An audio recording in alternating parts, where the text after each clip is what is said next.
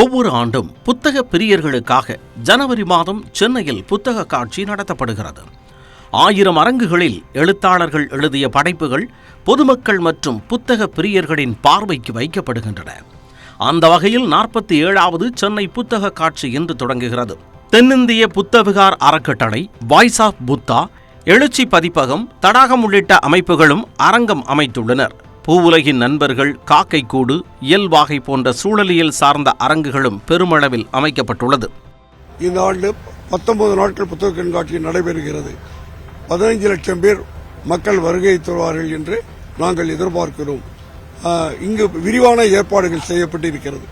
கிட்டத்தட்ட 900 ஸ்டால்கள் இருக்கிறது. 9 வாயில்கள் இருக்கிறது. 900 ஸ்டால்கள் இருக்கிறது.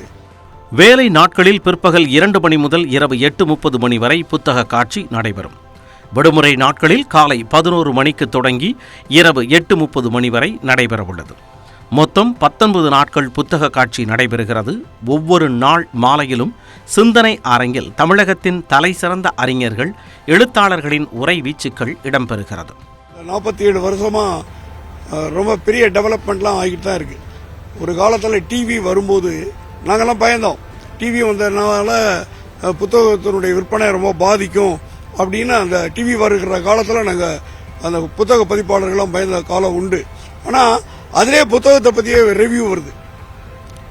இந்த புத்தகத்தினுடைய விலை இது மாதிரி இருக்கு அப்படின்னு சொல்லி அதில் வரும்போது புத்தகத்தினுடைய விற்பனை கூடுது. அதன் மூலமாக புத்தக காட்சியை பார்வையிட நுழைவு கட்டணமாக 10 ரூபாய் நிர்ணயம் செய்யப்பட்டுள்ளது. இன்று மாலை 4:30 மணிக்கு நடைபெறும் விழாவில் தமிழ்நாடு முதலமைச்சர் மு.க. ஸ்டாலின் கலந்து கொண்டு புத்தக காட்சியை தொடங்கி வைக்கிறார். இந்த விழாவில் ஏற்கனவே அறிவிக்கப்பட்டுள்ள 6 படைப்பாளர்களுக்கு கலைஞர் பொற்கிழி விருது வழங்கப்பட உள்ளது. உரைநடை பிரிவில் ஆ. சிவசுப்பிரமணியன், கவிதை பிரிவில் உமா மகேஸ்வரி, நாவல் பிரிவில் தமிழ்மகள், சிறுகதை தொகுப்பில் அழகிய பெரியவன், நாடகம் பிரிவில் வேலு சரவணன், மொழிபெயர்ப்பில் மயிலை பாலு ஆகியோர் விருது பெறுகின்றனர்.